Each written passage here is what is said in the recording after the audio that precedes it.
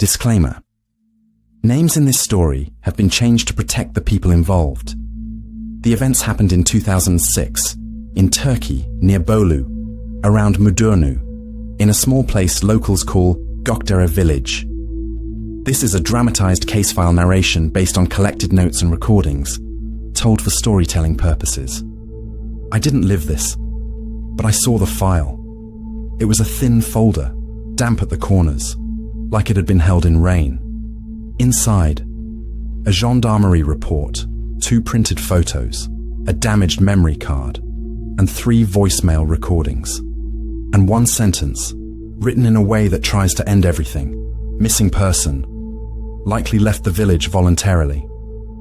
That sentence sounds clean, until you play the voicemail, because the missing man leaves it 6 hours after he disappears, from his own number. Every time you press play, it begins with the same rhythm. Tap, tap, tap. Then a whisper, calm and close. Open the door. Mark. The worst part isn't open the door, it's the name. Because in the footage, nobody says Mark that night, not once. Yet the voice says it, like it has known it for years, like it has been waiting for permission to use it. And once a thing speaks your name, it doesn't feel like a sound anymore, it feels like a hand. Before I tell you how they got to that door, there's a detail you should hold on to, because it breaks the whole timeline. One of Sarah's photos shows a timestamp of 0107, but Mark's phone log proves they didn't arrive until 0140. That means either the clocks are wrong, or something in this file happened before it happened. The file came to me through a man named Demir. He grew up around Mudurnu. He knows how villages go quiet when something is wrong. After the incident, he collected what he could. Mark's statements, Sarah's notes, Ethan's last audio, and the photos people didn't want to keep. He told me, tell it straight, like evidence, not like a ghost story.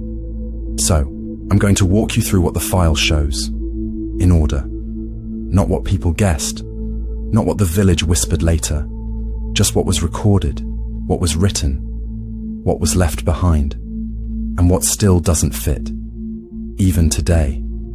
Exhibit A, a photo of the village sign, Gökdere village. The sign looks new, but the lower line is scratched out, clean and deliberate, like someone erased the part that explains where you are. Normally you'd see district, elevation, population. Here, it's gone, just metal, and an empty space that feels like a warning. Exhibit B, a Kayıp poster taped inside the market window. Big letters, missing. And underneath, Ethan's face. The date stamp looks like it was posted 2 days earlier. But that night, Ethan is alive, standing in the rain, staring at his own missing poster, like it's a joke that doesn't land. Demir wrote 1 line under that photo. Some things announce themselves early. Mark never told Ethan about the poster. In his statement, he says, if I said it out loud, it would become real. So he stayed silent, and they kept moving. And that silence matters, because the file keeps showing the same pattern. The moment they speak something, it becomes stronger. In November 2006, Mark, Ethan, and Sarah drove from Istanbul.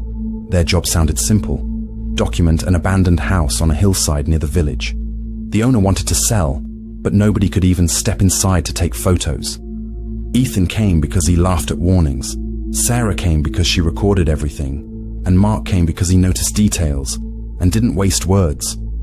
Near Mudurnu, Sarah's phone vibrated. No number, no name. 1 line of text: don't come. The seal is lifted. Under it, a picture of a door with a white chalk line and a broken symbol inside the line. Ethan laughed. Seal? Mark didn't, because Mark recognized the line. Not because he believed in magic, but because he had seen it once as a child and remembered the feeling. Demir later wrote beside the photo, seal, ward, mühür. Then he added, a ward isn't always to trap something inside. Sometimes it's to keep something out. It's a simple idea, and it should have stayed simple. But the file shows how quickly simple turns into too late. When they entered Gokdare village, the first thing they noticed was silence. No dogs, not one bark, no distant TV, no voices from windows. Sarah wrote it down. When a village goes quiet, something is close. She underlined it twice, like she wanted proof later, like she already knew she would need to convince herself.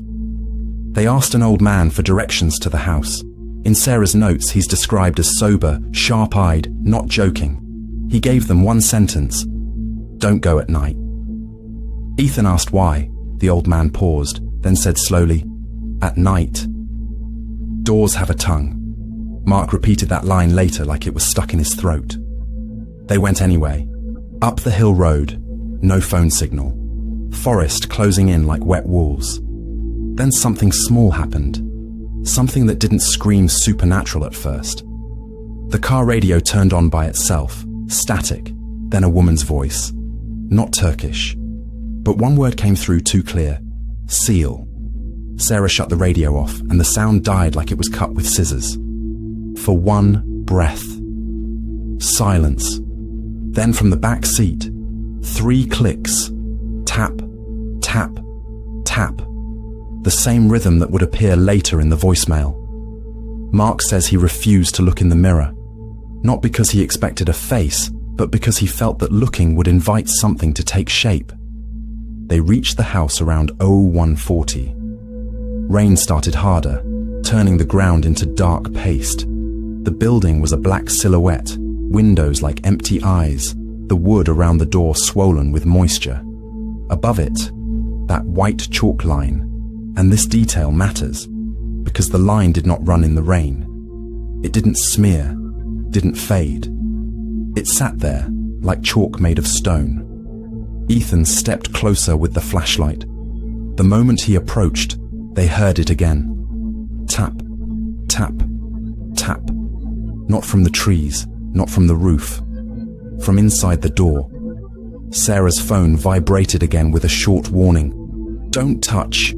It takes your name." Ethan read it and froze for 1 second. And Mark later said that 1 second felt longer than the entire drive. Then the voice came. Not loud, not angry, almost patient. "Come. Again. Come." And the third time, it didn't sound like one mouth anymore. It sounded layered, like 3 whispers stacked together. And then Ethan touched the door. Sarah took a photo at the exact moment of contact. In the picture, inside the white line, a new word appears. Ethan. Not beneath the line, not beside it. Inside it, like the line itself is holding the letters. The letters look clean, too clean for rain. And then the file hits you with the strangest part. The photo's timestamp says 0107, but Mark's phone log shows they arrived at 0140. Demir wrote in the margin. Time didn't agree with itself. Mark says the house shuddered, not like wood shaking in wind, but like something inside inhaled. Ethan tried to speak, but another voice came out of his throat. "I took your name." Sarah screamed. The flashlight hit the ground. The beam spun across mud and trees, turning reality into rotating frames. They ran to the car, but the doors wouldn't open. Key in hand. Lock's dead. Mark tried the passenger door. Sarah tried the back door. Nothing. It was as if the car stopped recognizing them, like it no longer belonged to people. Then Ethan's phone rang. Caller ID showed Ethan. Ethan answered, shaking. First, tap, tap, tap. Then the whisper, "Open the door. Mark." Sarah's camera was recording audio, and you can hear it, the way Mark stops breathing. Because again, nobody said Mark that night, yet the voice says it like it has been saving it. Mark grabs Ethan's arm and later writes, his skin was cold, not rain cold, empty cold. The door cracked open by itself, slow and wet, and a smell came out. Not just mold, something burnt and old, like a fire that died years ago but never left. Mark shined the flashlight into the gap and said the light didn't bounce back. It went in. and stayed in, like the darkness swallowed it. Then the voice did something worse than calling them. It copied Ethan. From inside the house, the voice spoke in Ethan's exact tone. "Mark, I'm here." Ethan was standing beside Mark, so the voice could not be Ethan, and Sarah wrote one sentence in her notebook. It learned his sound. Exhibit C. A short transcript Demir typed from Sarah's last clean audio clip, recorded in the car minutes after the door opened. Sarah whispers, "Don't say his name. Don't say my name." Then she pauses, and you can hear the tapping under her breath. Tap, tap, tap. And Sarah adds one line that still makes my stomach tighten. "It's practicing us." After this point, the accounts become fragmented. Mark describes memory gaps. Sarah's footage becomes shaky, partial. But every source agrees on the core event. One moment Ethan is there, half turned toward the door. The next moment Mark's hand is holding empty air. They screamed his name, ran into rain and mud, circled the house, searched the trees. But the forest gave no answer, the kind of silence that feels intentional. Before dawn, they went back to the village and to the gendarmerie. A search began. The official report lists hillside, forest, rain, no clear tracks, then closes with that clean sentence, likely left voluntarily. But Demir wrote a separate note. During the search, a volunteer named Hassan went up the hill with 2 men. They came back without him, and one of them said quietly, "He went ahead, then we heard him stop." Hassan was found later that morning. Not bloody, not cinematic, just wrong. His hands were white with chalk dust, and his fingernails were worn down like he had been scraping at something hard. Demir wrote one word beside that detail, tap. Then again, tap, tap, tap. Like he couldn't stop hearing it even on paper. Here's the second twist, the one that makes the village feel like it was waiting. Demir went back to the market window later that day, and the Kayyip poster had been replaced with a fresh copy. Same photo, same word. But the date stamp was different, as if someone kept reprinting it until it matched reality. When Demir asked who printed it, the shop owner only said, "It came out of the machine, by itself." 6 hours after Ethan vanished, Mark received the voicemail. Sender. Ethan's number. Same rhythm. Tap, tap, tap. Same whisper. Open the door. Mark. Mark kept it because he knew what officials would say. Glitch, prank, coincidence. But Mark knew the tapping came before the voicemail, and he knew the voice used his name on purpose. Sarah's notebook ends with 3 entries. We left the village, but I don't feel like we left. Then, when I close my eyes, I hear tapping. Then, a final line. If it takes a name, what does it do with the name afterward? Demir photographed these pages because Sarah refused to keep them in her house. 2 weeks later, Sarah stopped answering. Not officially missing like Ethan, but gone from her own life. No calls, no messages. And Demir couldn't find her. Mark returned to Istanbul and tried to forget, but the file doesn't let you forget. Because months later, Mark found a thin white chalk line above his own front door, fresh and clean. And inside it, one word. Mark. Mark tried to take a photo. The picture saved, but opened as a black frame every time. Demir wrote under that, "The camera captures light, not what eats light." That night, Mark played the voicemail again. Tap, tap, tap. Open the door. Mark. Then Mark spoke to the empty hallway. Not brave, not loud, just exhausted. "If you want the door, tell me what you did to Ethan." In the file, that's where Mark's story ends. No more audio, no more notes, no more messages. Only Demir's final sentence, written like a warning to himself. A ward doesn't stay in a house. It sticks to the one who touched it. So here's what keeps the case alive. A missing poster printed before the man goes missing. a photo timestamp that predates arrival, a name spoken by a voice that shouldn't know it, and tapping, always tapping, like a code you were never supposed to learn. Tap, tap, tap. If you felt your shoulders tense, good. Because the scariest stories aren't the ones with monsters.